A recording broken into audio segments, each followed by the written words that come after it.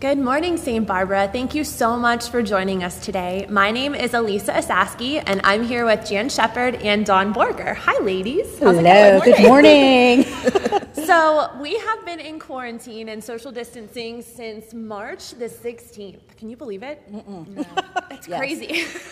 So long story short, we have been really trying to find some ways to be able to stay connected as the parish family of St. Barbara. And as you probably know at this point, our parish office and the church itself is closed. Not something that we anticipated necessarily, or quite frankly, or even really enjoying. The fact that we don't get to be with one another every day and get to see you, our parish family, on a daily basis. But we did want to let you know some ways that you can still stay connected with us. And one of the really important things to know is that our staff is actually still working, just not maybe physically here on location, but from home. And all of us are available via email. So if you're not sure where to find that information, you can visit our parish website, which is stbarbara.org or stbarbara.org. And also, back when all of this quarantine started and we actually physically had to close the office, Jan and Dawn put a sign on the door that has a little envelope in it, and you can pull it out, and it has all of our staff members' names listed and all of our emails. So if you're out and about, maybe have to go to the grocery store or Aldi or Target or, I don't know, anywhere, maybe just out to get away from the four walls of your house, you can swing past and grab one of those little slips off of our door. One of the other things I did want to let everybody know is that since we've been closed, we have really been using our social media and our website probably a lot more than usual, just because it's really our only way to stay connected with everybody. So we have Facebook and Instagram. Now, are you ladies, are you liking our pages? Are you connected? Connected. And didn't we have like a lot more likes? We did. So yes. We are going up in numbers, I think. We are. It's been great because, you know, really that's the only way for a lot of people to stay connected to us, right, is our Facebook and our Instagram accounts. And if you guys did not know, did you know we had a YouTube channel? Watch Mass on it. Watch Mass on it. All right. So we also have a parish YouTube channel, and that has been great, especially now in the midst of what's been going on and the fact that we've been live streaming masses, which I'm going to talk about a little bit later. But we also have a parish YouTube channel, and if you're not sure where to find that information, you can search for it on those accounts, or you can go to our parish website, and just underneath the search bar are all the social media icons, and you can click right there. And on our YouTube channel, now if you have a smart TV, this is the coolest part. If you have a smart TV, you can pull up the YouTube app and then just watch our YouTube channel and the videos right there on your television. So like Father Michael could come into your home. He did. And like, he was on our big TV. On your big, like, so if you have like a really big flat screen, yes, he's like right there. It's pretty awesome. There. That's right. Not at all what he anticipated, but you know, he's living his best life right now, I guess, out in the virtual world. So a lot of people have been asking and wondering, like, what actually is happening? So, like, what is Jan still doing, and what is Dawn still doing, and what's Mary Ann still doing, and Joan, and Stephanie, and Jim.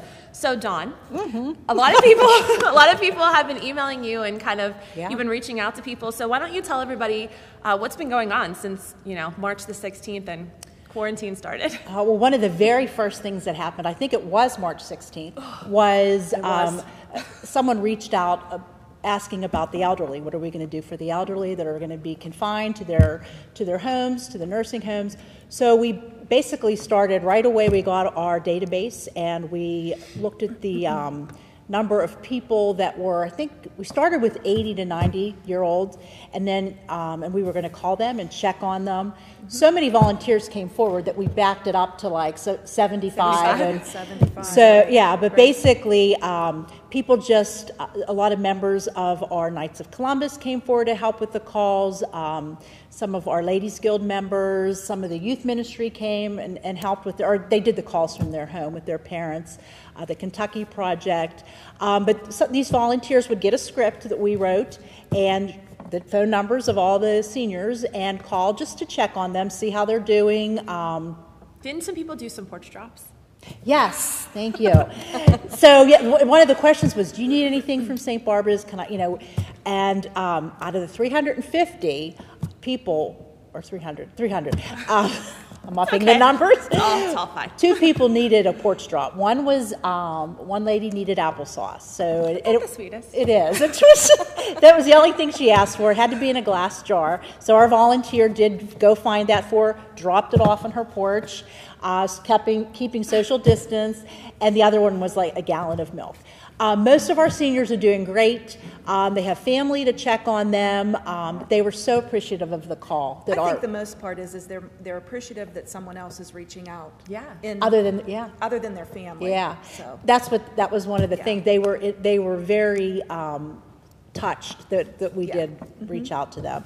I mean, that was part of what we wanted to do, and we succeeded with that. It was really a great. And hasn't the diocese, I think, right, reached out to you and wanted to see like what we did to be able to encourage other churches? Yes, I think they got wind of it through because we did put it on Facebook, some of the details of our project, and they did reach out and wanted to look at our script.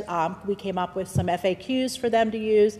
So now it is sort of spread diocesan-wide, so it's a great outreach. And the nursing homes, too, that was the other thing. As the pandemic progressed and everyone was confined to their rooms, no visitors allowed in any nursing home.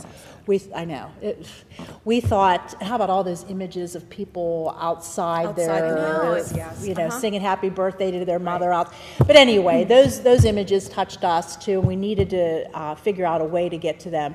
So for Holy Week, all of our seniors in nursing homes, William Penn, Golden Heights, Stonebrook, and that's it.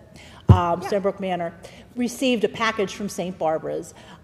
In the package was a Holy Week guide. It had Holy Thursday, Good Friday, and Easter Sunday, like a prayer service. But our favorite part was the cookie. And the coloring page.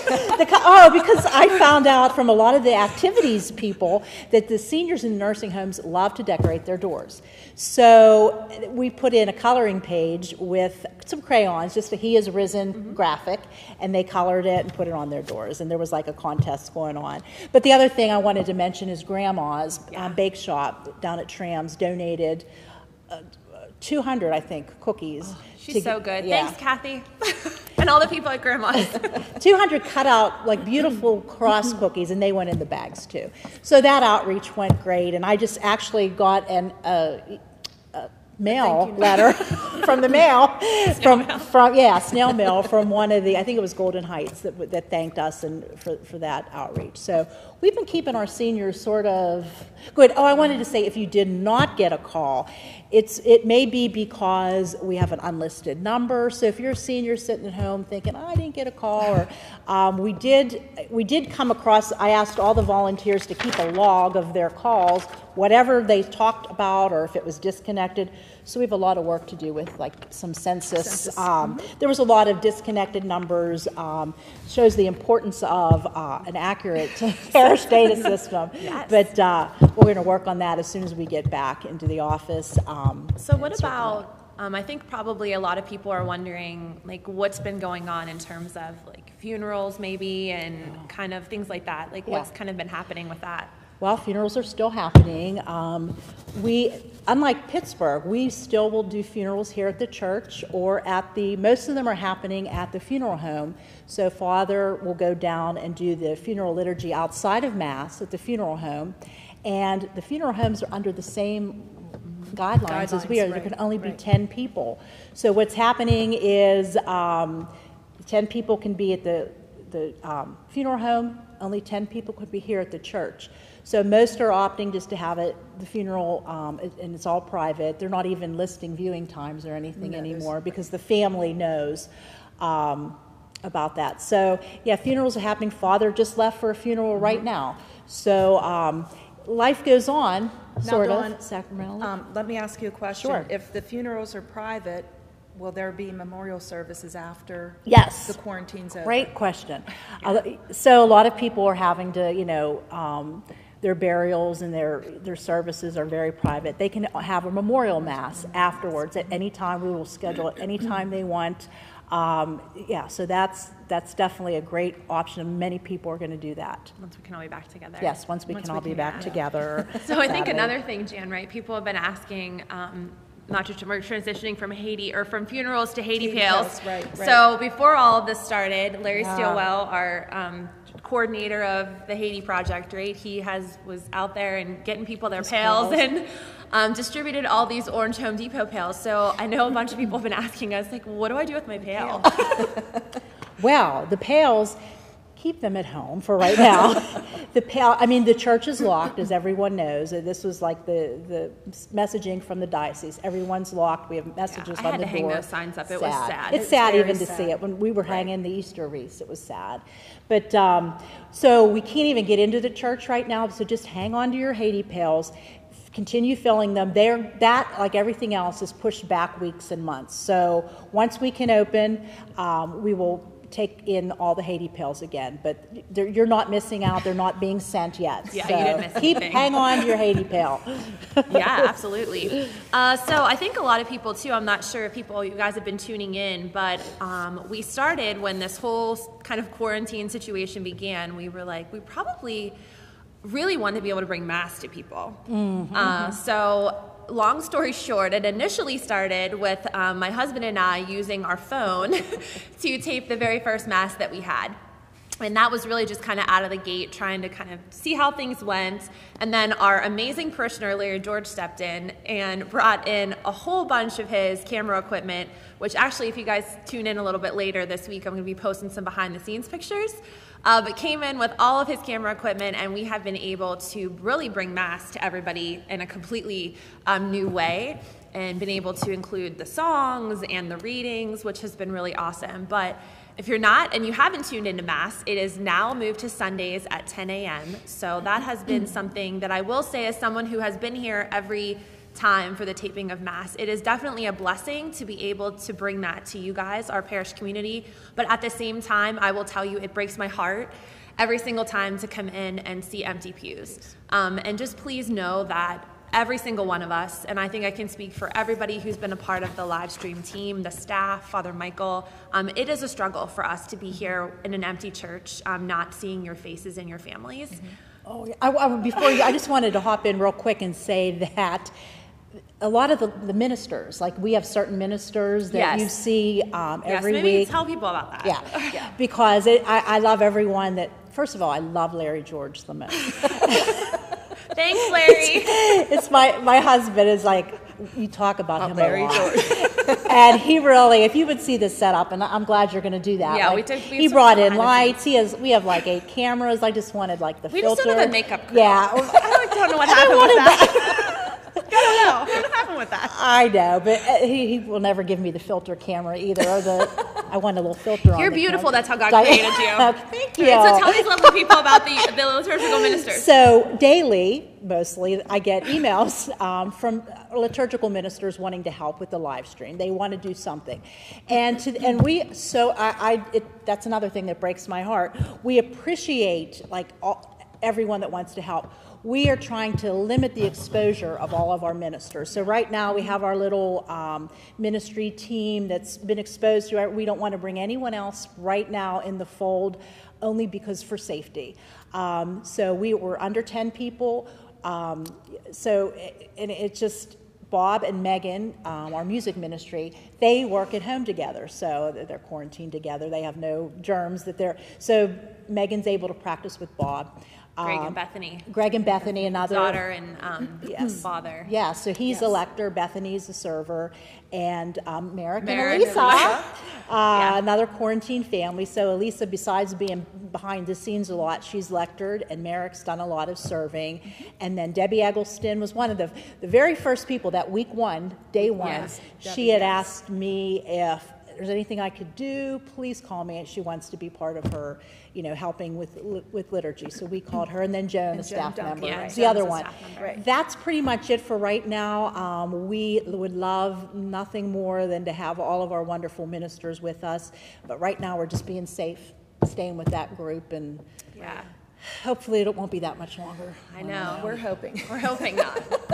So if you have been watching the live streams too, and I think a lot of people, when this whole thing started, a lot of people were really concerned about, like, how do I still continue to give to the church? How do I still continue to give to St. Barbara? And initially, Jan had put a lovely little offertory box in the narthex when we were still open for private prayer, and then sadly, a few weeks back, when the bishop made the call to have the churches closed, we had to lock the doors and had to hang the signs on the door. But there are definitely lots of ways that people can still give, and people have been giving, which has been so amazing. So Jan, can you tell us what we can do? Sure. Well, first of all, the outpouring of financial and the spiritual support we've received, I think, has been really overwhelming. Oh my gosh, absolutely. And it's been very touching, yes. And it's really been tough not being face-to-face with your coworkers, face-to-face with, coming to Mass and being in the community.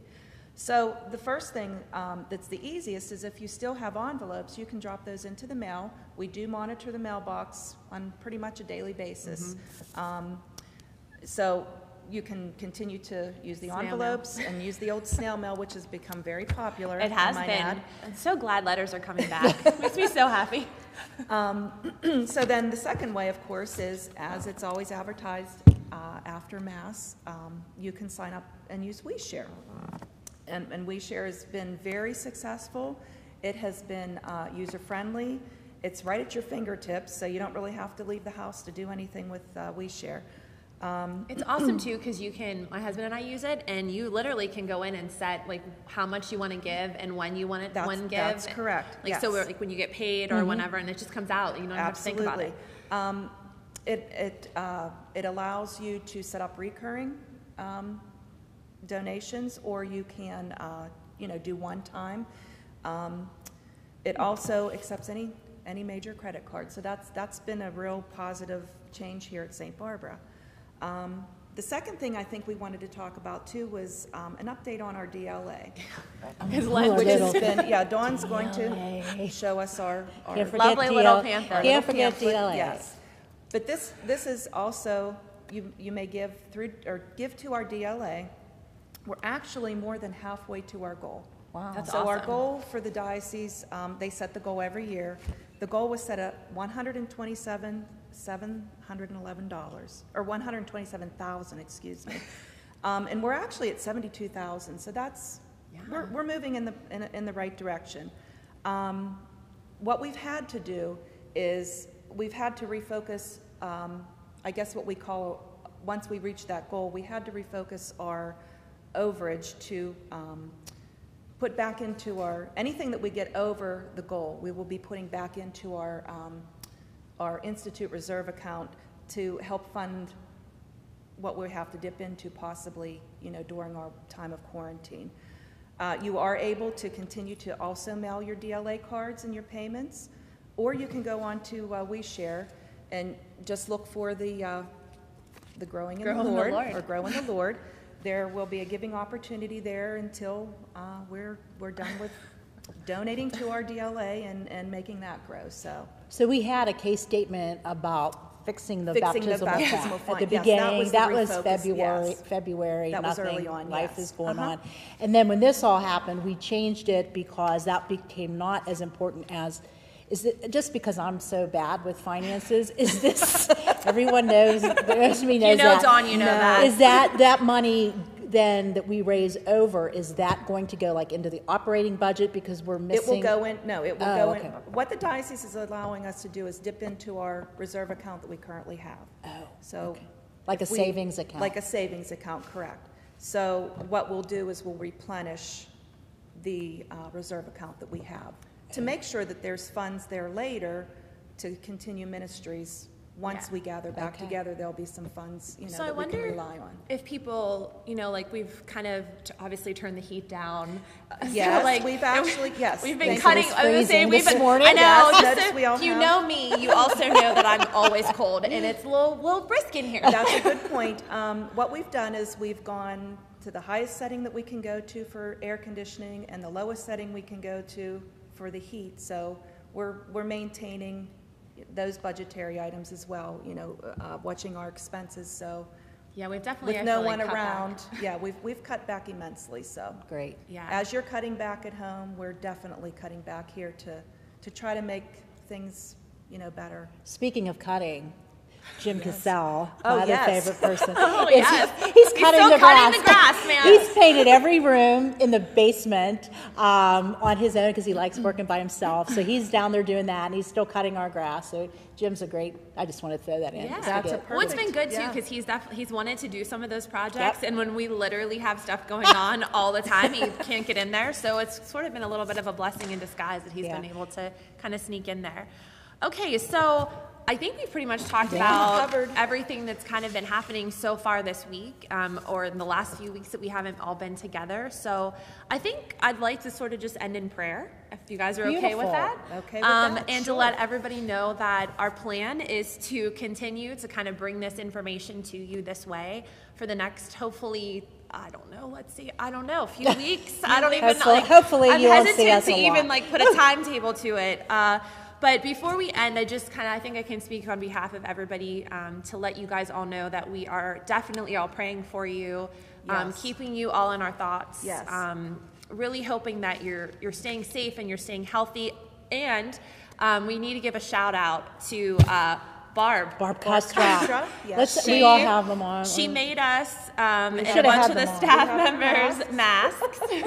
And I'll put mine on. I have to give a shout out to my friend Christy Smith because she also made me a mask. So Oh, that's a fancy it's one. a fancy one. And speaking of masks, I don't know how you two feel, but it's really hard when you have a mask on that you're smiling, and hopefully people can read the smile in I your know, I'm a eyes. smiler, and I'm a smiler exactly, too, I yeah. smile at people Smiling. all the And time. that's it. Can you tell? I can't tell you're smiling. See, that's Smiling so big. So if you guys Let's have pray. that same frustration, so do we. If you feel like, does anyone know I'm actually smiling underneath these things? Yes. Thanks, So Barb. we Thank you. Yes, thank you so much. We encourage you to, do your best. Enjoy the time that you have with your families. Take this Yes. time to be able to maybe do something that you haven't done, whether it's play a game or go on a daily walk. We had all of those daily challenges. And to be quite honest with you, when I started that, I really thought it was going to be like 2 weeks. And the struggle became real because I was like, I don't know, I'm running out of daily challenges. So just know that, again, we're praying for you, thinking of you, and hoping that you're healthy. So let's end in prayer, shall we? All right. In the name of the Father, and the Son, and the Holy Spirit, amen. Good and gracious Father, we just thank you so much for the blessing of this community here, of St. Barbara, our family members that are out there watching that cannot be with us here to worship and praise you together. Please know that even though you have deployed us to go out into the world and to be your hands and feet, that we will continue to do our best, that we just ask that you just be with us and walk beside us and give us the courage to be able to take one day at a time, to know that you are in control and that with you all things are possible. And that right now this might be a cave that we are all in and we are struggling to find the light, Lord, but we just ask that you allow us all to be able to find that light and know that when this is all over, that every single one of us will come out stronger and more courageous and more faith-filled on the other side. We ask you too, Lord, to bless all of these families, every single person that's a member of our community, and those healthcare workers, and every single person that's on the front lines of this pandemic. We thank you again, Lord, for everything, and we ask all of this in your most holy name. Amen. Amen. All right. Thank you guys so much. We will see you all hopefully next week. Take care and stay safe.